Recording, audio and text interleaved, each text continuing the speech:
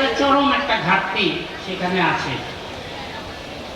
তোমরা কি জানো কিনা জানি না যে কম্পোজিশন লিখতেছে হোয়াটএভার ইট মে বি, যদি কেউ নাম্বার কমতে থাকবে, যেমন মনে করো 5-এ যদি তুমি কোনো কিছু অ্যান্সার করো, সেইখানে যদি তুমি দেখা গেল যে 6টা বানান ভুল করলাম, তাহলে কিন্তু তোমার সেই খাতাটা 3-এ দেখা হচ্ছে। দ্যাট মিনস সেখানে তোমাকে যদি 2 দেয়, তারপরেও মোর দেন 60% নাম্বার তুমি পেয়ে যাচ্ছ। তুমি কি হিসাবে তোমাকে কাউন্ট করতে হবে 3-এ, কারণ তুমি অলরেডি 6টা মিস স্পেলিং করে ফেলছো। তো এই ধরনের বানান সম্পর্কে অত্যন্ত সচেতন হবে। আরেকটা জিনিস হচ্ছে কোথায় ক্যাপিটাল লেটার হবে, কোথায় স্মল লেটার হবে, সেটাও তোমাদের যেটা তোমার কমন এসেছে সেটাই তুমি আগে অ্যান্সার করবে। কারণ কথাই আছে যে first impression is the last impression, যে প্রথম যে ধারণাটা তুমি ক্রিয়েট করবে তুমি আর লাস্ট করবে, মানে টিকে থাকবে। যদি তুমি বিসমিল্লাতে গলত করো তাহলে কিন্তু মনে রাখবা যে এরপর থেকে তুমি যতই ভালো লেখো না কেন, এক্সামিনার কিন্তু তোমার ওই প্রথম উত্তরটার যে একটা ইম্প্যাক্ট ওনার মনের ভিতর থাকবে, সেটা দিয়েই কিন্তু তোমার বাকি খাতাগুলো জাস্টিফাই করবে। এখানে সাইকোলজিক্যালি এই জিনিসটা অত্যন্ত গুরুত্বপূর্ণ। কারণ একটা কথাই আছে, একজন বলছে যে একজন ভালো লয়ার সে যে ভালো আইন বুঝে, আর একজন গ্রেট লয়ার যে আমাদের যে মাইন্ডসেট, আমাদের যে অ্যাপ্রোচ, সেটা হচ্ছে আমরা সবসময় সার্টিফিকেট ওরিয়েন্টেড লেখাপড়া করি, কিন্তু আমাদের হওয়া উচিত নলেজ ওরিয়েন্টেড।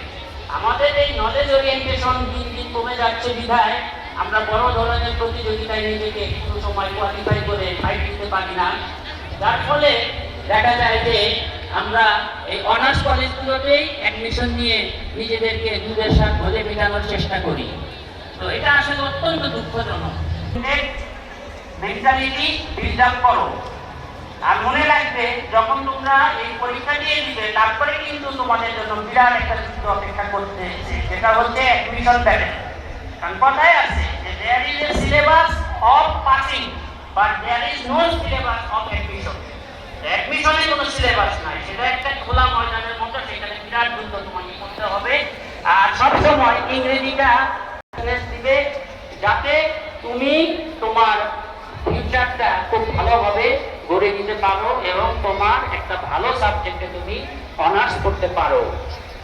আর আরেকটা তোমাদের মিসকনসেপশন কাজ করে, তোমরা মনে করো যে বেশি বেশি লিখলেই বোধহয় বেশি নাম্বার পাওয়া যায়। আসলে না, ইংরেজিটা হচ্ছে যথেষ্ট হবে এবং নির্ভুল অ্যান্সার করার জন্য যত কম পারবে তত কমের মধ্যে নিজের ব্যক্তিত্ব প্রকাশ করার চেষ্টা করবে। আর লাস্ট অফ অল যে কথাটা আমি বলবো, আমাদের কলেজ থেকে তোমরা পরীক্ষা দিচ্ছ মানেই আমাদের কলেজকে তোমরা প্রতিনিধিত্ব করতেছো। তোমার আচরণে এমন কিছু যাতে প্রকাশ না পায় যার জন্য আমাদেরকে তোমার আচরণের শিক্ষা দিয়ে পাঠাচ্ছি। অতএব তোমাদের আচরণে এমন কিছু যাতে প্রকাশিত না হয় যার জন্য তারা এমন কোনো কমেন্ট যাতে না করে যেটা আমাদের উপরে সে অভিশাপ হিসাবে আমাদের উপর পড়ে। তো সবার শেষে পরীক্ষায় ভালো করো, জীবনে প্রতিষ্ঠিত হও। কারণ মনে রাখবা, ভালো ছাত্র হওয়ার চেয়ে ভালো মানুষ হওয়া সবচেয়ে বড় জিনিস। আমরা ভালো ছাত্র অনেক পাই, কিন্তু ভালো মানুষ আমরা পাই না। এখন ভালো মানুষ কমে যাওয়ার কারণেই আমাদের তথাকথিত শিক্ষিত সুশিক্ষিতরা এত দুর্নীতি পরায়ণ, এত তারা অন্যায়, এত তারা বিভিন্ন ধরনের অবদান ঘটিয়ে যাচ্ছে। যদি তারা সত্যিকারের মনুষ্যত্ব সম্পন্ন মানুষ হতো, মানুষের মতো মানুষ হতো, ভালো মানুষ হতো, তাহলে তাদের কাছ থেকে এই ধরনের আচরণ আমরা কখনো দেখতে পেতাম না। তো মহান রাব্বুল আলামিনের কাছে দোয়া করি, আল্লাহ তোমাদের ভবিষ্যৎ অত্যন্ত মঙ্গলময় করুক, উজ্জ্বল করুক। সবাই ভালো থাকবেন। আসসালামু আলাইকুম রহমতুল্লাহি ওয়া বারাকাতুহু। তোমাদের উদ্দেশ্যে বক্তব্য রেখেছেন, তার একটা পরীক্ষা সংক্রান্ত দিক নির্দেশনা দিয়ে গেলেন। আমি একটু যোগ করতে চাচ্ছি, তোমরা যখন পরীক্ষার মূল উত্তরপত্রটি পাবে অর্থাৎ পরীক্ষার যে খাতাটি পাবে প্রথমেই নাম, রোল বা রেজিস্ট্রেশন নাম্বার লেখার আগে প্রথম থেকে শেষ পর্যন্ত পাতা উল্টিয়ে খাতাটা একটু চেক করবে। কারণ অনেক সময় ভিতরের পাতা ছেঁড়া থাকে, ভিতরে ছেঁড়া পাতা থাকে। ভিতরে যদি ছেঁড়া পাতা থাকে তাহলে প্রথমেই আমরা আমাদের সাথে জানাচ্ছি যে আমাদের মাঝে উপস্থিত হয়েছেন আমাদের আজকের অনুষ্ঠানের সম্মানিত অতিথিবৃন্দ,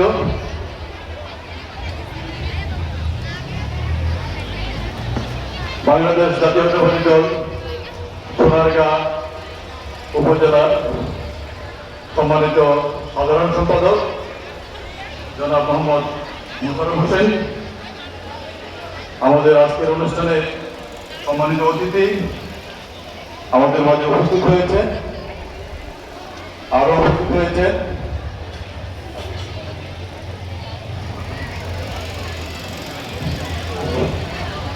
আসসালামু আলাইকুম।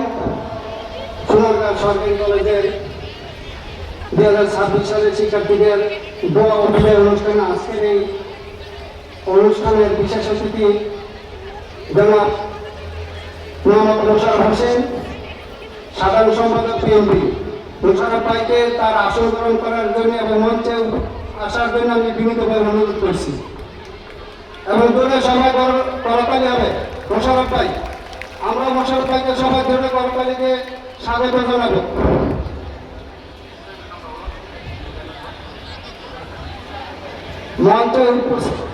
মঞ্চে আসন গ্রহণ করার জন্য আমি অনুরোধ করছি কাজী মোহাম্মদ নজরুল ইসলাম বিডু ভাইকে, সিনিয়র সহসভাপতি সোনারগাঁ থানা বিএনপি। তার আসন গ্রহণ করার জন্য আমি বিনীতভাবে অনুরোধ করছি। মঞ্চে আসন গ্রহণ করার জন্য আমি অনুরোধ করছি আতাউর রহমান ভাই, যুগ্ম সাধারণ সম্পাদক সোনারগাঁ থানা বিএনপি।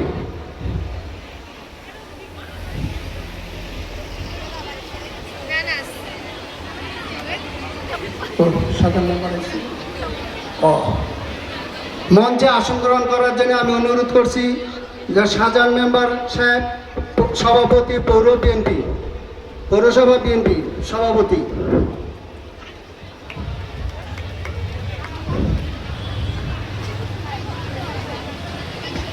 এখন আমাদের অনুষ্ঠান শুরু হতে যাচ্ছে।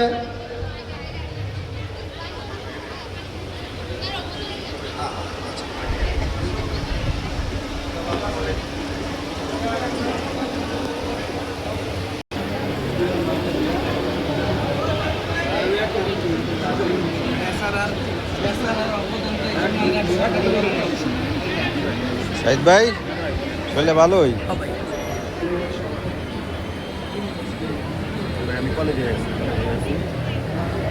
কি অবস্থা? ভালো আছে? কি গেলি গেলি? আরে আমি এই শোন না।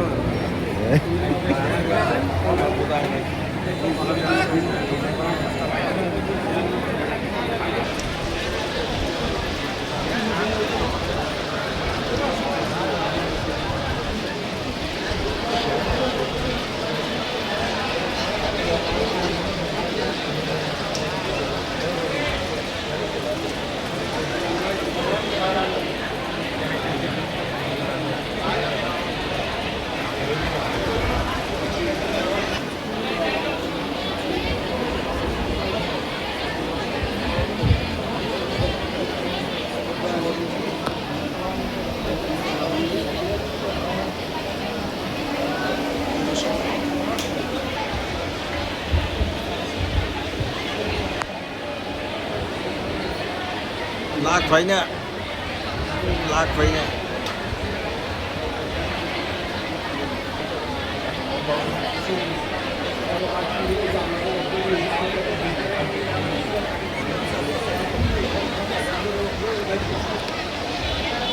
অনুষ্ঠানে এই পর্যায়ে সম্মানিত অতিথিদের ফুল দিয়ে বড়